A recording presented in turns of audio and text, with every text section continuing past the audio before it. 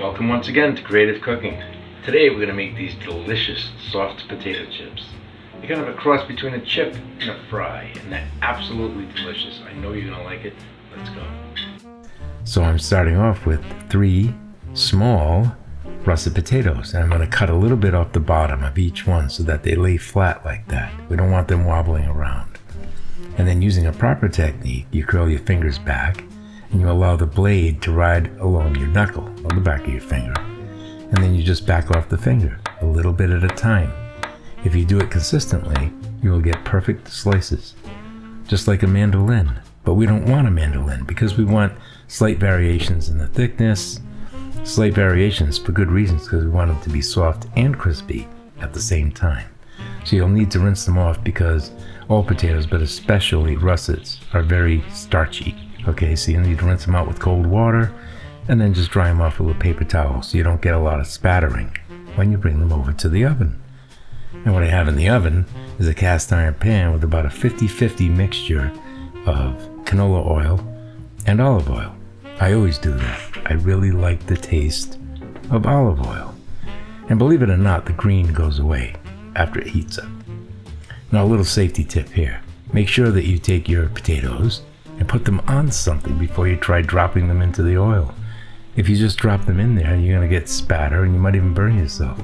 And that's not good, so safety first.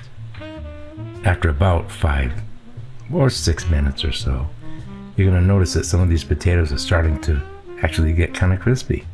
And you'll need to pull some out, especially the thin ones. So it is at this point in time that you do not walk away from the stove for any reason, because you need to babysit these potatoes. You gotta babysit the spuds. Alright? And shake the pan, flip them around, and when they get to about here, you can see where you're getting some nice crispy edges and such.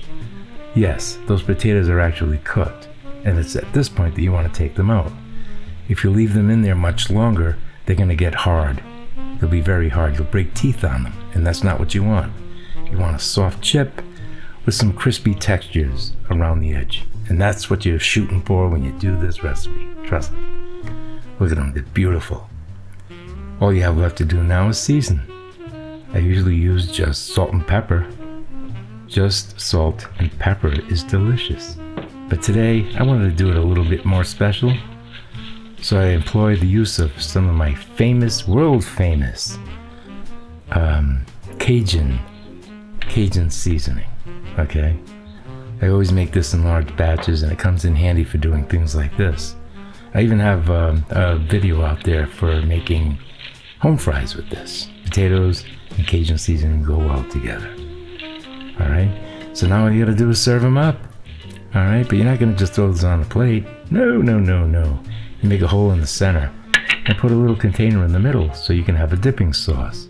Whether you use aioli or a campfire sauce, plain ketchup is entirely up to you. But even when I use ketchup, I have to extend it a little bit. I have to change it, make it my own. So, Worcestershire sauce, wonderful product. Mix in a little bit of that, maybe a little bit of Tabasco, and give it a good mix.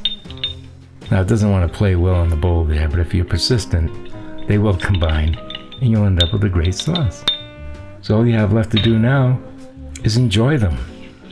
Those chips are soft, but yet they're firm enough that you can pick up a dip with them. And they're delicious. So I hope you enjoyed the video. And I hope that you come back each week for more great videos made for people who like to cook.